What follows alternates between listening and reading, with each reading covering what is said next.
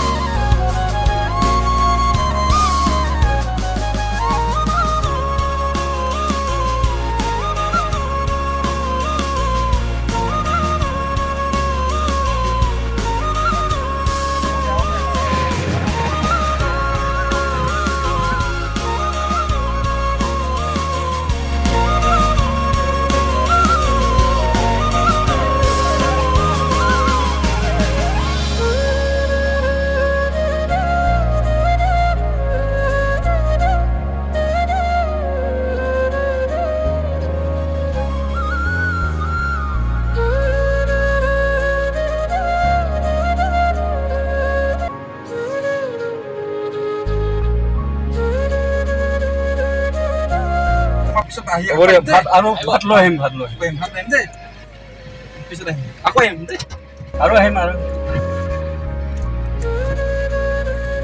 দেখিছে কেনেকুৱা ধৰি লওক ইয়াতে মানে আজি যি কি নহওক এইবোৰে পাই বহুত ভাল লাগিছে গতিকে আকৌ চেষ্টা কৰিম এনেকুৱা পাৰিলে আকৌ আহিবলৈ তাৰপিছত আপোনালোকে এনেকুৱা কিবা কৰক ধৰ্মটো হ'ব আপোনালোকৰ নিশ্চয় আহিম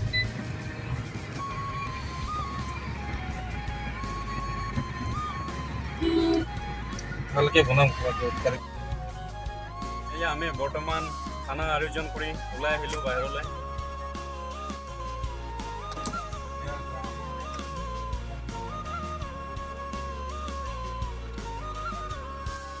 চাওক কেনেকুৱা তাতে মানে পল্টন বজাৰ, ৰেলৱে পল্টন বজাৰত কেনেকুৱা পৰিস্থিতি হৈছে, মানে ভাত দিবলৈ যাওঁতে কিমান আনন্দত সিহঁতে ভাতটো খাবলৈ বা এসাঁজ পেট ভৰাই খাব পাম বুলি ভাবি কিনে কিমান আগ্ৰহী হৈ কিনে পূৰা আগুৰি লৈছে মানুহে, দেখিছে আপোনালোকে নিশ্চয়।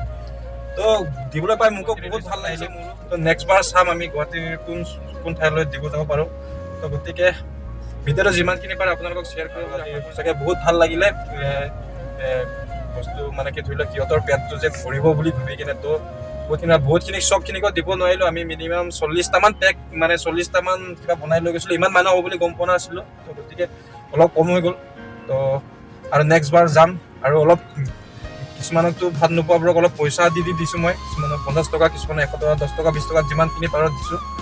আৰু ইমানখিনিয়ে আৰু ভিডিঅ'টো।